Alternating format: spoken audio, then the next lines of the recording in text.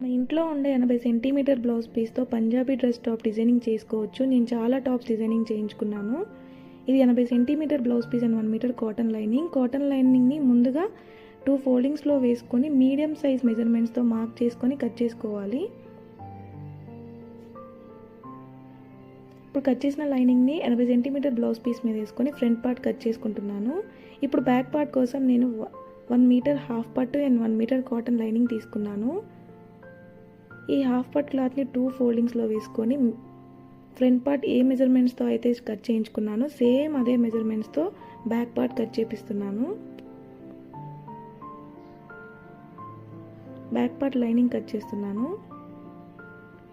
Front part cut చేయగా మిగిలిన క్లాత్ని షార్ట్ హ్యాండ్స్గా నేను పెట్టించుకుంటున్నాను.